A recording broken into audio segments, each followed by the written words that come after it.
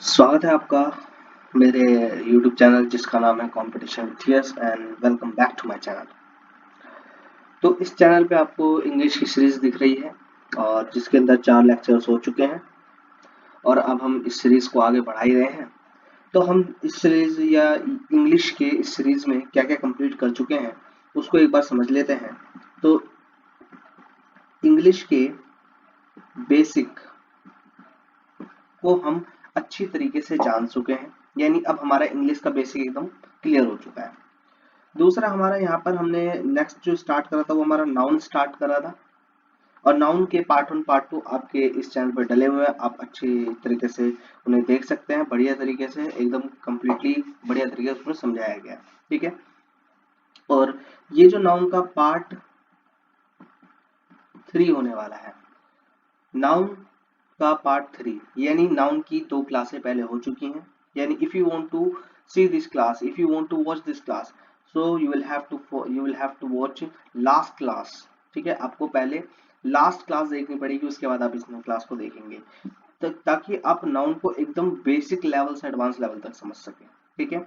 और इसमें मैं नाउन को आपको बेसिक से मैंने आपको कराना शुरू करा था और अब मैं आपको दिख रहा होगा, आपको समझ में भी आ रहा होगा कि मैं किस तरीके से आपको बेसिक से एडवांस लेवल तक के नाउन के बारे में समझा रहा हूँ। यानी नाउन अगर हमने समझ लेते हैं, नाउन अगर समझ लेते हैं तो यानी आगे की जर्नी जो होती है बहुत बढ़िया तरीके से हो जाती है, यानी हमारे को उसमें मजा आता है। क्योंकि अगर हम नाउन समझ लेते तो प्रोनाउन उस पर टिका हुआ है, यानी प्रोनाउन नाउन से रिलेट करेंगे, एडजेक्टिव नाउन प्रोनाउन से रिलेट करेंगे, यानी बहुत सी चीजें हम रिलेट करते पढ़ते चले जाएंगे। तो इसलिए हमें जो पहला जो टॉपिक होता है किसी भी चीज का बहुत अच्छे से समझना चाहिए, उस पर ध्यान केंद्रित करना चाहिए, उस पर फोकस करना चाहिए ताकि हम आगे के चैप्टर्स को, आगे के टॉपिक्स को अच्छे से डिस्कस व समझ सकें, ठीक है।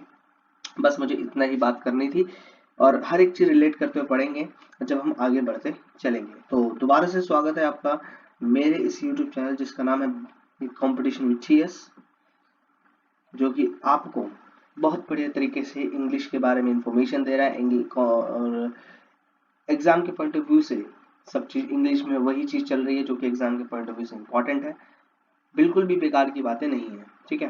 तो इस बैच में आपको हर चीज देखने को मिलेगी इंग्लिश से रिलेटेड। बाकी इस बैच के अंदर यानी इस चैनल के अंदर या इस चैनल पे आपको और भी कई सारी कॉम्पिटिटिव एग्जाम से रिलेटेड वीडियोस देखने को मिलेगी जो कि आपके लिए बहुत बेनिफिशियल होंगी, आपको देखना जरूर है, ठीक है। और वीडियो अच्छी लगी तो लाइक एंड सब्सक्राइब मारना है, ठीक है, करना है, जिससे कि हम आपके लिए इस तरह की वीडियो और बनाते रहें, ठीक है, ताकि आपके लिए बेनिफिट हो, ठीक है। चलिए बढ़ते हैं आगे। तो ये सब चीजें हम क्लियर कर चुके हैं, ठीक है, हम ये सब चीजें आपके साथ क्लियर कर चुके हैं। तो अगर आपको दोबारा से ये चीज समझनी है तो आप पिछली वीडियोस देख सकते हैं, ठीक है, जो कि बहुत ही इंपॉर्टेंट है आपके लिए। चलिए, तो यहाँ तक की लास्ट क्लास हमने कवर कर ली थी, यानी हमने नाउन की कैटेगराइजेशन देख ली थी। अब जो हमें बात करनी है वो बात करनी है यहाँ से, यानी कलेक्टिव नाउन से। कहाँ से बात करनी है? कलेक्टिव नाउन से। कहाँ से बात करनी है? कलेक्टिव नाउन से। कलेक्टिव नाउन हम पढ़ के आ चुके हैं, अब उससे रिलेटेड सवाल कैसे बनते हैं वो हम समझना है, ठीक है। देखिए, कलेक्टिव नाउन, कलेक्टिव नाउन का मतलब क्या होता है? कलेक्टिव नाउन यानी जो किसी ग्रुप को रिप्रेजेंट करता है, वो ग्रुप एनिमल का भी हो सकता है, पीपल का भी हो सकता है, थिंग्स का भी हो सकता है, ठीक है। जब हमने पिछली वीडियोस को नाउन को बेसिक से उठाया था तभी हमने समझा था कि कलेक्टिव नाउन हमारा एक ग्रुप होता है, यानी रिप्रेजेंट करता है किसको? ग्रुप को। वो ग्रुप एनिमल का भी हो सकता है, पीपल का भी हो सकता है, थिंग्स का भी हो सकता है। और हमने कुछ कलेक्टिव नाउन से रिलेटेड सवाल भी करे थे, यानी कलेक्टिव नाउन हमने बहुत अच्छे से समझ लिया था। अब बात करते हैं कि वो हमने फिलअप्स करे थे, वो हमारे कॉम्प्रीहेंशन में काम आते हैं, लेकिन एग्जाम में जो हमारे 25 क्वेश्चंस आते हैं उनमें से कलेक्टिव नाउन का एरर किस तरीके से देखने को मिलता है वो हम समझेंगे, ठीक है। तो कलेक्टिव नाउन की मैं बात करूं तो इसमें हम दो चीजें देखने को मिलती हैं, एक यूनाइटेड सेंस, एक डिवाइडेड सेंस। यानी यूनाइटेड यानी जो सबके लिए एक जैसी है, यूनाइटेड है, ठीक है। डिवाइडेड यानी सबके लिए अलग अलग है, ठीक है। यूनाइटेड यानी सबके लिए एक जैसी, डिवाइडेड यानी सबके लिए अलग अलग। जैसे सबके परिवार के डिसीजन अलग अलग हो सकते हैं, डिवाइडेड सेंस है। लेकिन अगर बात करें भारत सरकार का डिसीजन, इंडियन गवर्नमेंट का डिसीजन, सुप्रीम कोर्ट का डिसीजन, सबके लिए सेम होगा, यानी चाहे कोई भी परिवार हो, ऊंचा परिवार, अमीर हो, गरीब हो, मिडिल क्लास आदमी हो, उसके लिए सेम रहने वाला, सबके लिए सेम रहने वाला, यानी यूनाइटेड सेंस। ठीक है, तो जब भी यूनाइटेड सेंस की बात होती है तो कलेक्टिव नाउन में हम सिंगुलर वर्ब का यूज करते हैं। डिवाइडेड सेंस की मैं बात करूं तो प्लूरल वर्ब का यूज करते हैं।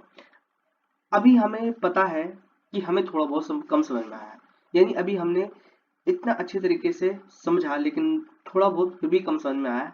रीजन है क्योंकि जब तक हम कोई भी फॉर्मूला याद करते हैं तो वो हमें जब तक समझ में नहीं आता जब तक उससे रिलेटेड कुछ सवाल ना लगा लें, यानी उस फॉर्मूले को किसी पर अप्लाई ना कर दें। ठीक है, जैसे कोई भी चीज लाते हो, मान के चलिए आप बाजार से परफ्यूम लेके आए, क्या लेके आए? परफ्यूम लेके आए। आप घर पे लाके रख दो तो वो आपको अच्छा लगेगा?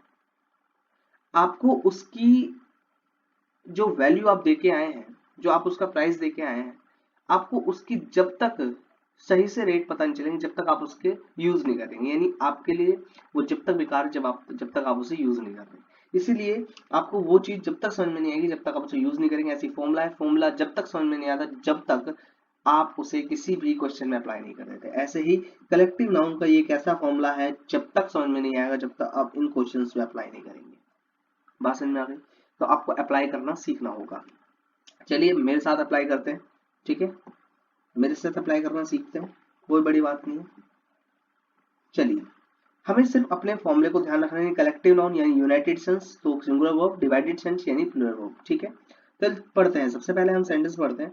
द ऑडियंस हैज या फिर हैव टेकन द सीट्स। ठीक है, ऑडियंस है, अपनी सीट्स लेने की बात कर रहे हैं। इस सेंटेंस में ऑडियंस को अपनी सीट चाहिए। ठीक है,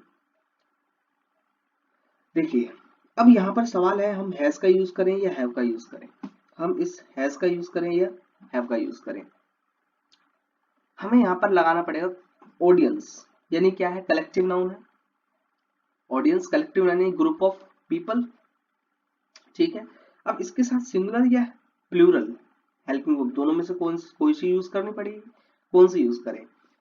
तो हमें यहाँ पर यूनाइटेड और डिवाइडेड सेंस वाला फॉर्मूला लगाना पड़ेगा, यानी वाला नियम को या फिर वाले रूल को, यानी जो अभी हम रिसेंटली पढ़ के हैं उस रूल को अप्लाई यहाँ करना पड़ेगा। जैसे टेकन द सीट्स, सीट्स पे ध्यान देंगे, एक ऑडियंस और एक सीट। ठीक है, अब आप इसे अपने ऊपर अप्लाई करिए। आप किसी भी, आपने मूवी का टिकट खरीदा, आप उस मूवी को देखने गए, यानी या फिर आपने कोई भी शो का टिकट खरीदा, आप उस शो को देखने गए, यानी you are audience that time, आप उस समय ऑडियंस होंगे। ठीक है, आप गए, अब आपने जब टिकट बुक करी है यानी आपने सीट बुक करी है, रिजर्व करी है, यानी अब आप अपनी सीट को देखेंगे, यानी अपने सीट नंबर को देखेंगे कि मेरा सीट नंबर कौन सा है। ठीक है, यानी अब आप क्या करोगे? सीट ढूंढोगे। अगर ऐसा तो नहीं है कि अगर आप गए और आपने सीट रिजर्व करी है और किसी भी सीट पर जाके बैठ जाएंगे, ऐसा तो नहीं हो सकता। यानी आप सीट बैठोगे तो अपनी सीट पे, यानी सबकी सीट अलग अलग होगी, यानी डिवाइडेड होगी, यानी बटी हुई होगी। तो यहाँ पर कलेक्टिव नाउन का डिवाइडेड सेंस वाला रूल लग रहा है। और जब डिवाइडेड सेंस वाला रूल लगता है तो हम किस वर्ब का यूज करते हैं? प्लूरल वर्ब का। किसका यूज करते हैं? प्लूरल वर्ब का। किसका यूज करते हैं? प्लूरल वर्ब का यूज करते हैं। बताओ यहाँ तक की चीज क्लियर? आई होप आपको सब समझ में आ रहा होगा। अगर फिर भी कोई डाउट रहता है तो कमेंट सेक्शन में आप मुझसे पूछेंगे। देखिए मैं अपनी वीडियो में कई बार कमेंट सेक्शन की बात करता हूँ ताकि आपको कोई डाउट ना आए, क्योंकि अगर आपको डाउट रह रहा है तो मेरे यहाँ पर कुछ पढ़ाने का कुछ फायदा नहीं है, यानी आपके लिए कोई भी बेनिफिशियल यहाँ पे आपका कोई भी प्रॉफिट नहीं दिखेगा। ठीक है, अगर आपको प्रॉफिट चाहिए तो आपको मेरी बातें सुननी पड़ेंगी, मेरी बात को फॉलो करना पड़ेगा। अगर कोई भी डाउट आता है तो कमेंट सेक्शन में आप मुझे बताएंगे। ठीक है, ये अपने आप से एक वादा करिए, और अगर नहीं बताएंगे तो इसमें मेरा नुकसान नहीं बल्कि आपका ज्यादा नुकसान है। ठीक है, ठीक है, आपका नुकसान है, तो इस बात को ध्यान रखेंगे, इस बात को ध्यान रखेंगे। चलिए नेक्स्ट क्वेश्चन पढ़ते हैं। Next question, the jury is या आर अनएरिमस। क्या लिखा है मैंने? Unanimous in the decision. एक नया वर्ड यहाँ पे देखने को मिला, क्या? अनएरिमस। ठीक है, इस अनएरिमस को देखते हैं, क्या है ये अनएरिमस? ये जो मैंने अनएरिमस लिखा है इसका मीनिंग क्या होता है? What is the meaning of unanimous? Animus, ठीक है। अनएनिमस का मतलब होता है एक मत। क्या होता है? एक मत, यानी एक वोट, ठीक है, एक वोट, ठीक है, एक वोट यानी एक मत। तो जो डिसीजन है, डिसीजन है, डिसीजन है वो एक मत है। क्या है? एक मत, यानी जो जूरी ने डिसीजन दिया वो सबके लिए एक समान होगा, एक जैसा होगा, यानी किसी के लिए अलग अलग अप्लाई नहीं होगा। यानी अगर कोई भी हो, मेल हो, फीमेल हो, छोटा हो, बड़ा हो, मिडिल क्लास का हो, कोई दिक्कत नहीं है, सबके लिए सेम होगा। और यानी यूनाइटेड होगा, उसका डिसीजन यूनाइटेड होगा। यूनाइटेड होगा, जब यूनाइटेड सेंस में बात की जाती है कलेक्टिव नाउन की, तो हम किसका यूज करते हैं? कौन सी वर्ब का यूज करते हैं? हम सिंगुलर वर्ब का यूज करते हैं। तो यहाँ पर हमारे लिए is a right option. Understand? तो इस तरीके से हमें पता चल जाता है, ठीक है। नेक्स्ट क्वेश्चन देखते हैं। नेक्स्ट क्वेश्चन लिखा हुआ है the family is or are not ready on this matter. The family is or are not ready on this matter, यानी फैमिली ऑन दिस मैटर यानी रेडी, नॉट रेडी, यानी कोई family है किसी मैटर पर रेडी नहीं है। मतलब क्यों नहीं है? क्योंकि सबकी अलग अलग परिवार होते हैं, सब परिवार के अलग अलग मैटर्स होते हैं, यानी मुद्दे होते हैं, ठीक है, मुद्दे होते हैं। तो उसमें सबके अलग अलग हो सकते हैं, सबके डिसीजन अलग अलग हो सकते हैं, सबके मुद्दे अलग अलग होते हैं, ठीक है। और जब सबके मुद्दे अलग अलग होंगे तो यहाँ पे हमारा कैसा सेंस आएगा? डिवाइडेड सेंस आएगा, यानी पूरा का पूरा डिवाइडेड सेंस है। तो हम इसके अंदर किस वर्ब का चयन करेंगे, किस वर्ब को ऑप्शन में रखेंगे, वो हमारा होगा R. R is a right answer, ठीक है, R is a right answer. तो हमने तीनों क्वेश्चन को देखा, इस तरीके से हमारे से एग्जामिनर सवाल पूछता है। बात समझ में आ गई? तो आपको यहाँ तक की बात क्लियर हो गई होगी। कोई भी डाउट आता है तो कमेंट सेक्शन में, ठीक है, इस बात को ध्यान रखना है। चलिए आगे के डिसीजन पे बढ़ते हैं, आगे की डिस्कशन पे आगे बढ़ते हैं। तो अगला जो हमारा जो डिस्कशन है वो है जेंडर पर। क्या है? जेंडर। जेंडर यानी, जेंडर यानी मेल हो, फीमेल हो, ठीक है। मेल या फीमेल का पता लगाना यानी जेंडर के जरिए हम पता लगाते हैं। यानी अगर हमें आपका जेंडर पता चल जाए तो मैं आपको बता सकता हूँ आप मेल हैं फीमेल, यानी मेल या फीमेल को ही जेंडर कहते हैं। ऐसे ही नाउन में भी हम जेंडर पढ़ते हैं। यानी सबसे पहला मस्कुलिन। मस्कुलिन यानी मेल रिप्रेजेंटिंग, यानी मस्कुलिन एक ऐसा वर्ड है जो कि मेल को रिप्रेजेंट करता है, मेल को रिप्रेजेंट करता है। इसके एग्जांपल्स की बात करें, बॉय, मैन, हस्बैंड, फादर, ये सब क्या है? ये सारे मस्कुलिन जेंडर है, यानी इनका जो जेंडर है मेल है। ऐसे ही दूसरे नंबर पे आता है feminine. Feminine means female represent, यानी ऐसे वर्ड, यानी ऐसे वर्ड जो फीमेल को रिप्रेजेंट करते हैं, जैसे गर्ल, वुमेन, वाइफ, मदर, ये सारे के सारे फीमेल को रिप्रेजेंट करते हैं। यानी इनका जेंडर कैसा है? इनका जेंडर है फेमिनाइन। इनका जेंडर कैसा है? फेमिनाइन है, ठीक है। तीसरा जेंडर एक आता है न्यूटर। न्यूटर का मतलब क्या होता है? न्यूट्रल, ठीक है, यानी ये जो, यानी जो ना मस्कुलिन है जब ना फेमिनिन है, यानी जिसका कोई जेंडर नहीं है। सीधी सी बात, जिसका कोई जेंडर नहीं है। और जिसका कोई जेंडर नहीं होता वो क्या कहलाता है? ऑब्जेक्ट कहलाता है। क्या कहलाता है? ऑब्जेक्ट कहलाता है, ठीक है, ऑब्जेक्ट कहलाता है। इसके एग्जांपल्स क्या हो सकते हैं? चेयर, पेन, रिंग, रूम, ये सारे ऐसे एग्जांपल्स हैं जिनका आप जेंडर नहीं बता सकते, यानी आप उसका इनका जेंडर जस्टिफाई नहीं कर सकते। बात समझ में आ गई? एक होता है फोर्थ जिसे हम कहते हैं कॉमन जेंडर। कॉमन जेंडर का मतलब क्या है? मैंने यहाँ लिख रखा है masculine is equal to feminine, male is equal to female, यानी जहां पर मेल इक्वल फीमेल के होता है, यानी मेल और फीमेल दोनों बराबरी रखते हैं। जैसे टीचर, टीचर की मैं बात करूं, टीचर मेल भी हो सकता है, टीचर फीमेल भी हो सकता है, आपने देखा होगा।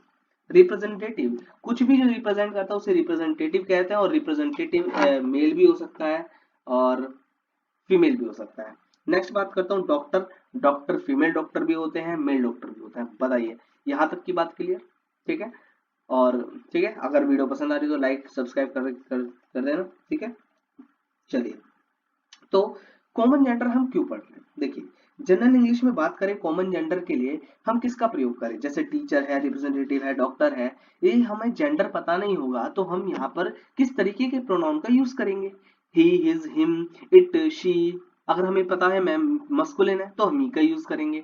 अगर हमें पता है न्यूटर है तो हम इट का यूज करेंगे। लेकिन अगर हमें पता है कोई फीमेल है तो हम शी का यूज करेंगे। लेकिन अगर बात आ जाए कॉमन जेंडर की, यानी टीचर, रिप्रेजेंटेटिव, डॉक्टर, यानी ऐसा जेंडर जिसमें हम नहीं पता लगा सकते कि कौन सा मेल है, कौन सा फीमेल है, कौन सा न्यूटर है, यानी male is equal to female, यानी ma'am masculine is equal to feminine, तो हम यहाँ पर क्या करेंगे? तो जनरल इंग्लिश की बात करते हैं तो इसके अंदर हम प्रायोरिटी देखते हैं। क्या देखते हैं? प्रायोरिटी देखते हैं। अब प्रायोरिटी क्या है? ये प्रायोरिटी यानी अगर हमें ऑप्शन में ही, हिज, हिम सबसे पहले दिख गया तो हम यही लगाएंगे। चाहे हमें इट, इट दिखे, शी, हर दिखे, कोई दिक्कत नहीं है, हम लगाएंगे ही, हिज, हिम में से कोई सा एक। लेकिन अगर ये नहीं दिखता तो second priority it, it's, it पे जाते हैं। ये भी नहीं दिखता तो लास्ट प्रायोरिटी हमारी बचती है शी, हर पे। किस पे? शी, हर पे। ये प्रायोरिटी हमारी लास्ट है। जैसे इस पर, इससे रिलेटेड मैंने एक क्वेश्चन आपके सामने रखा हुआ है, a student should utilize his, her, its time. यानी कोई भी स्टूडेंट है उसने अपने टाइम को यूटिलाइज करना चाहिए। ठीक है, जैसे 5 घंटे तो 5 घंटे को यूटिलाइज करे, 6 घंटे तो 6 घंटे यूटिलाइज करे। ठीक है, मतलब स्टूडेंट यहाँ पे गर्ल भी हो सकती है, यानी ये जो स्टूडेंट है यहाँ पे गर्ल भी हो सकती है और बॉय भी हो सकता है। बॉय और गर्ल दोनों हो सकते हैं। ठीक है, बॉय एंड गर्ल दोनों हो सकते हैं, नहीं हो सकते। यानी स्टूडेंट हमारा क्या हुआ? कॉमन जेंडर हो गया। अब यहाँ पर हमें प्रायोरिटी करनी है इस हिसाब से, क्योंकि हम एग्जैक्ट नहीं बता सकते जेंडर क्या है। ठीक है, तो हमारे को हिज, हर, इट्स तीनों दिखा, यानी हमें जो प्रायोरिटी रखनी है वो ही, हिम, हिज, हिम में सबसे पहले रखनी है। ही नहीं दिखा, हिम नहीं दिखा, लेकिन हिज दिख गया, यानी यहाँ पर जो सही ऑप्शन होगा वो होगा हिज होगा। ठीक है, यानी his is the right option. Her को काट देंगे और इट्स को काट देंगे, क्योंकि ये हमारे लिए इंपॉर्टेंट नहीं है, क्योंकि हमारे को जो प्रायोरिटी देनी है, हमारी first priority he is in पे रहती है। बात समझ में आ गई? बात समझ में आ गई? चलिए आगे बढ़ते हैं फिर। चलिए नेक्स्ट जो बात करनी है हमें, नेक्स्ट बात करनी है post, rank, title, job, profession.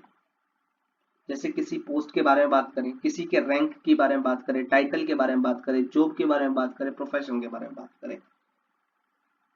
ठीक है, तो हम उसको, उसका जेंडर, जैसे कोई भी पोस्ट पे कोई व्यक्ति है उसका जेंडर पता करना है। कोई भी रैंक, किसी भी व्यक्ति की कोई भी रैंक है, उसको वो मेल है फीमेल है कैसे पता करेंगे? अभी बता देंगे। टाइटल है। और जॉब, किसी जॉब पे कोई व्यक्ति काम कर रहा है, कोई उसका प्रोफेशन पे, किसी व्यक्ति को कोई प्रोफेशन है। ठीक है, अब जिस व्यक्ति का जो भी प्रोफेशन है, अभी व्यक्ति वर्ड यूज करा, यानी इस व्यक्ति का कोई जेंडर नहीं है, यानी ये मेल भी हो सकता है, फीमेल भी हो सकता है। लेकिन अगर हमें इसी प्रोफेशन के साथ किसी मेल को बताना हो, जैसे कोई आर्टिस्ट है, ठीक है, कोई कोई आर्टिस्ट है। अभी आर्टिस्ट मेल फीमेल हो सकता है, लेकिन मुझे पता है ये आर्टिस्ट मेल है, यानी इसका जेंडर मस्कुलिन है, तो क्या मैं इसे मेल आर्टिस्ट कहूंगा? इसी बात को समझना है। ठीक है, तो देखिए जब भी पोस्ट, रैंक, टाइटल, जो प्रोफेशन की बात करते हैं तो हम उसके प्रोफेशन के साथ, उसके टाइटल के साथ, उसके रैंक के साथ, उसकी जॉब के साथ, उसकी पोस्ट के साथ मैन का यूज करते हैं, और उसे मस्कुलिन दिखाने के लिए, अगर फेमिनिन दिखाना है तो उसके post, rank, title, job, profession के साथ वुमेन का यूज करेंगे। अंडरस्टैंड? इससे रिलेटेड अभी क्वेश्चन देख लेंगे। ठीक है, चलिए आगे बढ़ते हैं। नेक्स्ट देखिए फिजिकल कैरेक्टरिस्टिक्स। फिजिकल कैरेक्टरिस्टिक्स यानी जो फिजिकली आपके जो कैरेक्टर में है, जो आपका कैरेक्टर है वही, और उसी के कोई भी फिजिकल कैरेक्टरिस्टिक्स है उसके लिए हम मेल मैस्कुलिन के लिए यूज करेंगे, एंड फीमेल फेमिनाइन के लिए यूज करेंगे। अब इससे रिलेटेड क्वेश्चन देख लेते हैं, तभी हम चीजें समझ पाएंगे। इससे रिलेटेड हम कुछ क्वेश्चंस देख लेते हैं, तभी हमें चीजें क्लियर हो पाएंगी, क्योंकि जब तक हम कुछ चीज अप्लाई नहीं करेंगे हम समझ ही नहीं पाएंगे। तो अप्लाई करना बहुत ही इंपॉर्टेंट है। अब देखिए जब हम नाउन अपना कंप्लीट कर लेंगे तो हम नाउन से रिलेटेड सारे के सारे एरर्स फाइंड करने की कोशिश करेंगे, यानी हम अपने जितना भी नाउन को हमने अच्छे तरीके से पढ़ा है उसको अप्लाई करेंगे। जब तक अप्लाई करना नहीं सीखेंगे तो हमारा ये जो मैं आपको पढ़ा रहा हूँ, ये जो मैं आपको नोट्स बनवा रहा हूँ, नोट्स आपको साथ के साथ बनाना है। ठीक है, तो जो मैं ये नोट्स करवा रहा हूँ, लिखवा रहा हूँ, बनवा रहा हूँ, तो ये आपका एक हथियार है। ठीक है, आपको इस हथियार को चलाना है अपने एग्जाम में। यानी मैं अगर आपको हथियार दे दूं, चलाना ना सिखाऊं, तो आपको पता है आप हथियार ही रख के रह जाओगे, उसे चलाना नहीं सीखोगे। तो चलाना सीखना है, चलाना सीखना है, तो मैं आपको चलाना भी सिखाऊंगा, हथियार दूंगा भी। ठीक है, तो बस आपको उससे प्रैक्टिस करनी है, ठीक है। मैं आपको चलाना भी सिखा दूंगा, उसे दे भी दूंगा, बस आपको प्रैक्टिस करनी है, ठीक है। आपको इस बात का ध्यान रखना है, ठीक है। चलिए आगे बढ़ते हैं। तो ये मैंने आपके सामने कुछ क्वेश्चंस लिखे हुए हैं, इन क्वेश्चंस को देखेंगे और सोल्व करते हैं। देखिए पहला वर्ड है सोल्जर। सोल्जर पोस्ट है, टाइटल है, रैंक है, जॉब है, ठीक है। अपने आप में ठीक है, ठीक, कॉमन जेंडर है। क्या है? कॉमन जेंडर है। ये अपने आप में ठीक है, ये अपने आप में ठीक है, कोई दिक्कत नहीं है। नेक्स्ट बात करता हूं male soldier. Male soldier, soldier post है, हमें पता है सोल्जर पोस्ट है, जॉब है, टाइटल है, ये सब है, ठीक है। लेकिन इसे हमने लिखा मेल सोल्जर, यानी हम एक सोल्जर की बात कर रहे हैं जिसका जेंडर मेल है, यानी जो आदमी है, ठीक है, जिसका जेंडर मस्कुलिन है। लेकिन किसी भी पोस्ट को हमें मस्कुलिन फेमिनिन दिखाने के लिए या दिखाने के लिए मेल फीमेल का यूज करते हैं। तो अभी हम पीछे सीख गए हैं, उसके लिए हम मेन या वुमेन का यूज करते हैं। तो यहाँ पर मेल गलत हो जाएगा, यहाँ पर मेल गलत हो जाएगा, हमें यहाँ पर यूज करना पड़ेगा मैन का। किसका यूज करना पड़ेगा? मैन का यूज करना पड़ेगा। ओके, नेक्स्ट बात करता हूँ वुमेन सोल्जर। सोल्जर अपने आप में पोस्ट है और वुमन उसको दिखा रहा है कि उसका जो जेंडर है वो फीमेल है, यानी वुमेन है वो, ठीक है। तो ये अपने आप में राइट हो गया, ठीक है, ये अपने आप में राइट हो गया। नेक्स्ट है विमेन सोल्जर। क्या ये गलत है? यहाँ पर बस ए का चेंजेस देखने को मिल रहा है, यानी यहाँ पर ए था और यहाँ पे आगे ई, ठीक है। वुमेन सोल्जर तो सोल्जर्स, तो यहाँ पे सोल्जर सही है और वुमेन भी अपने आप में ठीक है। क्यों? मैं इसका रीजन बताता हूँ। जब भी हम मैन लिखते हैं, ठीक है, हमें पता है आदमी इसका मतलब होता है आदमी, ठीक है, इसका मतलब होता है पुरुष, ठीक है। लेकिन अगर हम इस मैन का प्लूरल बनाना चाहें तो आसानी से बना सकते हैं, बस हमें एम ए एन की जगह ई एन लगाना है, हम इसको मेंस नहीं लिखते, मैन, ठीक है। ऐसे ही वुमेन का अगर हमें प्लूरल बनाना है तो W O M E N, यानी एक की जगह ई लगा दें तो हमारा प्लूरल बन जाता है, यानी अपने आप में ये भी राइट हो जाता है, ठीक है, अपने आप में ये भी राइट है। नेक्स्ट बात करते हैं फीमेल रिप्रेजेंटेटिव। रिप्रेजेंटेटिव भी एक क्या होती है? पोस्ट होती है, ठीक है, एक पोस्ट होती है, लेकिन पोस्ट होती है, लेकिन रिप्रेजेंट करना, क्या हर कोई रिप्रेजेंट कर सकता है? ये उसके अंदर अपनी फिजिकल कैरेक्टरिस्टिक्स होती है, यानी एक व्यक्ति का कैरेक्टर होता है, एक व्यक्ति का कैरेक्टर होता है। क्या कैरेक्टर होता है? कि वो रिप्रेजेंट कर सकता है किसी भी चीज को। अब हर कोई व्यक्ति किसी भी चीज को रिप्रेजेंट नहीं कर सकता, लेकिन कुछ चुनिंदा व्यक्ति होते हैं जिन्हें रिप्रेजेंट करना बहुत अच्छे तरीके से आता है। जैसे आपने देखा होगा, आपको कॉल्स आती हैं, ठीक है, अननोन नंबर से कॉल्स आती है, वो आपको रिप्रेजेंट करते हैं अपने प्रोडक्ट के बारे में, और आप उनसे प्रभावित होकर उस प्रोडक्ट को खरीद लेते हैं। बेशक आपके लिए रिक्वायरमेंट हो उसकी या ना हो, लेकिन आप प्रभावित हुए। तो ये उस व्यक्ति की, जिसने आपको कॉल करा, उस व्यक्ति की एक कैरेक्टर था, उसके अंदर एक एबिलिटी थी, उसके अंदर एक स्किल थी, जिसका यूज उसने आपके पास ऊपर करा, यानी उसके अंदर एक फिजिकल कैरेक्टरिस्टिक थी। तो फीमेल कैरेक्टरिस्टिक्स यानी फिजिकल कैरेक्टरिस्टिक्स की मैं बात करूं तो उसके लिए हम फीमेल का यूज करते हैं, ये अपने आप में राइट हो गया, ठीक है। आगे बढ़ते कुछ क्वेश्चन से। वुमेन नर्स लिखा हुआ है मैंने, वुमेन नर्स, नर्स एक पोस्ट है, जी कहोगे बिल्कुल पोस्ट है। उसके साथ वुमेन लगा, यानी किसी भी पोस्ट को, टाइटल को लगाने के लिए सब चीज हमें मैन ये वुमेन लगाना पड़ता है, और अपने आप में ठीक है, ठीक है, अपने आप में ठीक है। आप कहेंगे बिल्कुल ठीक है, लेकिन ये बिल्कुल ठीक है, ठीक है, बात समझ में आ गई। चलिए आगे बढ़ते हैं, नेक्स्ट बात करते हैं जेंटलमैन। नेक्स्ट है जेंटलमैन, मैन और जेंटल, जेंटलमैन, ठीक है। जेंटलमैन की बात करें तो ये अपने आप में ठीक है। यहाँ पर जो मैन को जेंटल बताने का काम किया गया, जेंटल का मतलब होता है किसी को रिस्पेक्ट देना, ठीक है, किसी को क्या देना,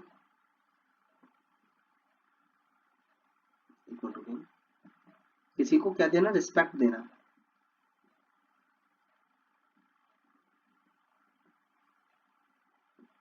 ठीक है। जेंटल लगाया जाता है किसी को रिस्पेक्ट देने के लिए। जेंटलमैन भी अपने आप में ठीक है, और अगर मैं बात करूं जेंटल वुमेन, वो भी अपने आप में ठीक है, ठीक है, क्योंकि जेंटल एक तरह से रिस्पेक्ट देने के लिए लगाया गया है, ठीक है। आगे बढ़ते हैं, मैंने आपके सामने लेडी लिखा हुआ है। लेडी की बात करूं, लेडी भी अपने आप में ठीक होता है, क्योंकि ये भी अपने आप में क्या होता है? रिस्पेक्ट वर्ड होता है, रिस्पेक्टफुल, क्या होता है, रिस्पेक्टफुल वर्ड होता है, ठीक है, अपने आप में रिस्पेक्टफुल वर्ड होता है, ठीक है, रिस्पेक्टफुल वर्ड होता है। अब बात करते हैं नेक्स्ट, मैंने लिखा है जेंटल लेडी। लेडी अपने आप में रिस्पेक्टफुल, जेंटल अपने आप में रिस्पेक्टफुल, यानी ये हो गया अब सुपरफ्लोज, यानी एक ही मीनिंग वाले वर्ड को एक से ज्यादा बार यूज कर देना, यानी जरूरत से ज्यादा यूज करना, तो वो हमारा सुपरफ्लोज कहलाता है। यानी यहाँ पर हो गया सुपरफ्लोज, या तो हमें जेंटल को हटाना है या हमें लेडी को हटाना है, ठीक है, यहाँ में से किसी, यहाँ पे हमें किसी एक में से किसी एक का चयन करना पड़ेगा, उसका ऑप्शन को चूज करना पड़ेगा। बात समझ आ गई। और भी क्वेश्चंस मैंने आपके सामने लिखे हुए हैं, जैसे लिखा है मेन शूज। शूज क्या एक फिजिकल कैरेक्टरिस्टिक्स है, ठीक है, फिजिकल कैरेक्टरिस्टिक्स है, तो यहाँ पर हम मैन का यूज नहीं करेंगे, हम मेल का यूज करेंगे अगर दिखाना है तो, ठीक है, किसका यूज करेंगे, मेल का यूज करेंगे। एक्सेसरीज, एक्सेसरीज भी एक फिजिकल कैरेक्टरिस्टिक्स है, तो यहाँ पे वुमेन गलत हो जाएगा, यहाँ पे हमें फीमेल का यूज करना पड़ेगा। किसका यूज करना पड़ेगा,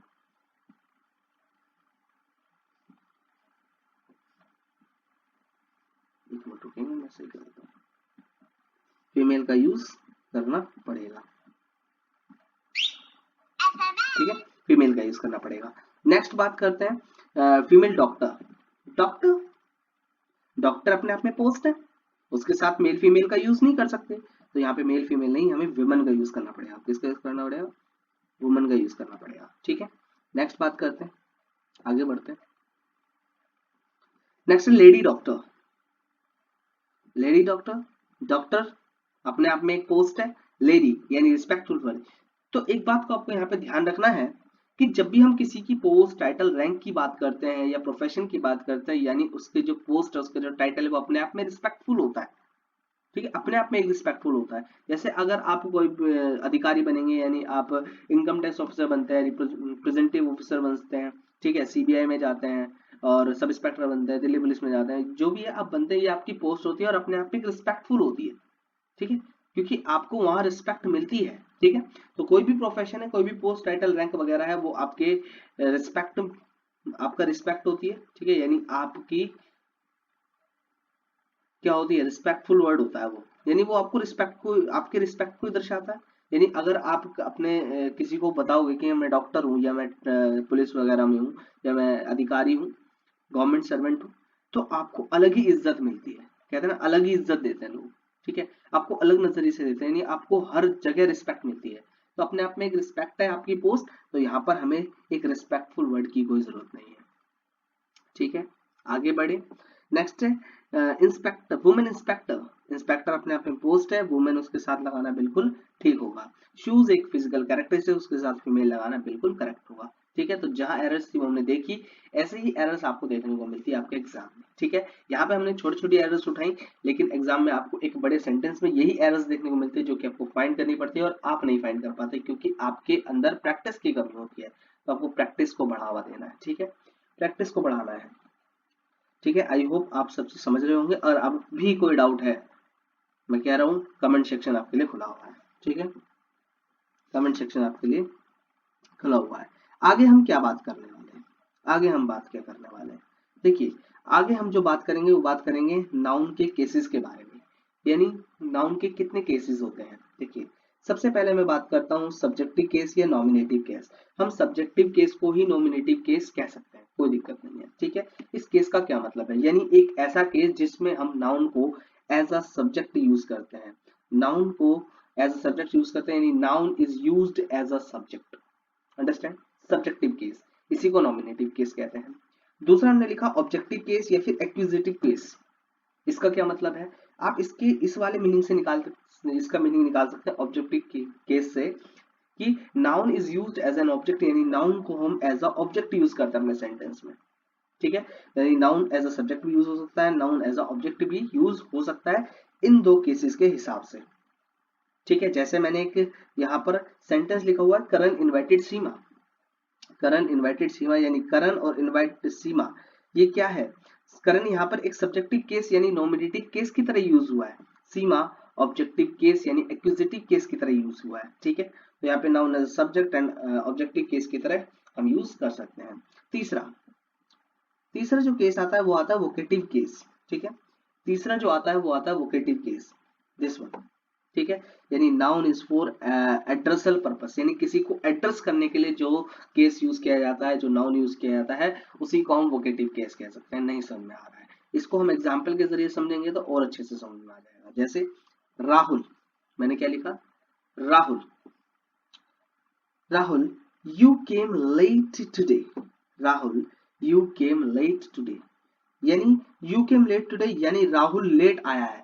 ठीक है, राहुल लेट आया है, ये जो पूरी की पूरी बात है किसको एड्रेस कर रही है, राहुल को। किसके लिए कही जा रही है, राहुल के लिए। ठीक है, यानी ये जो इसका जो एड्रेस है वो राहुल है, इसका जो पूरा का पूरा एड्रेस है वो राहुल है। ठीक है, इसी को हम इस तरीके से भी कर सकते हैं, राहुल को लास्ट में ले जाएं और इसको आगे ले आए। जैसे मैंने यहाँ लिखा you came late today Rahul, यानी ये जो बात स्टेटमेंट की गई इस राहुल को ही रिप्रेजेंट कर रही है, यानी राहुल के बारे में ही की गई है, जो पूरी की पूरी एड्रेस की जा रही है बात राहुल को की जा रही है। ठीक है, यानी यहाँ पर राहुल, राहुल नाउन है और एज अ वोकेटिव केस। ठीक है, वोकेटिव केस यानी नाउन को एज अ वोकेटिव केस की तरह यूज किया गया है। ठीक है, तो नेक्स्ट जो केस आता है वो हमारा आता है फोर्थ पॉजेसिव केस, यानी जिसे जेनेटिव केस भी कहते हैं। इसको मैं और अच्छी तरीके से आपको नेक्स्ट वीडियो में बताऊंगा, क्योंकि अभी मेरे पास थोड़ी सी समय की दिक्कत हो रही है, मैं समय नहीं निकाल पा रहा हूँ, लेकिन मैं आपके लिए जरूर समय निकालूंगा। अभी मेरे पास थोड़ी सी समय की दिक्कत है, लेकिन आने वाले समय में आपके लिए बहुत समय निकाल लूंगा, इतना मुझे पता है। ठीक है, तो अभी मैं इस वीडियो को यहीं एंड करूंगा, ताकि आपको भी थोड़ा सा समय मिल जाए, आप इस चीज को रिवीजन पे ले आइएगा। यानी आपको हर एक चीज रोज रिवाइज करनी है, जिससे आपके रिवीजन में भी कोई कमी ना रहे, मेरे पढ़ाने में कोई कमी ना रहे, और आपका इंग्लिश में स्कोर बढ़ सके और बहुत ही बढ़िया तरीके से आपका सिलेक्शन होगा। ठीक है, यानी टारगेट 2024 आपको नहीं भूलना है, और टारगेट 2024 बहुत ही बड़ा टारगेट है, हमें इसे अचीव करने के लिए बहुत मेहनत करनी पड़ेगी। ठीक है, हमें रात दिन एक करना पड़ सकता है, तो हम वो भी करेंगे, उसकी कोई दिक्कत नहीं है। तो आज की वीडियो में इतना ही, और अगर आपको कोई भी डाउट आता है तो आपको टेंशन लेने की कोई जरूरत नहीं, आपके लिए कमेंट सेक्शन खुला है, और आप जब मर्जी उस पर डाउट लिख के भेज सकते हैं, मैं आपके डाउट का रिप्लाई जरूर करूंगा। ठीक है, ऐसा नहीं कि आपने डाउट भेजा और मैं रिप्लाई नहीं कर रहा हूँ, ऐसा बिल्कुल भी नहीं होगा, ये मेरी तरफ से आपके लिए वादा है। ठीक है, ठीक है, एकदम मैं आपको पक्का प्रॉमिस कर रहा हूँ कि ऐसा बिल्कुल भी नहीं होगा। ठीक है, और अगर वीडियो अच्छी लगी हो, आपको सब चीज समझ में आ रही होगी, आ रही है, तो आप इस वीडियो को लाइक भी करेंगे, सब्सक्राइब करेंगे, ताकि आपके लिए मैं और मेहनत करता रहूँ। ठीक है, ठीक है, चलिए आज की इस वीडियो में इतना ही, बाकी मुलाकात होगी आपसे नेक्स्ट वीडियो में। तो जय हिंद, धन्यवाद।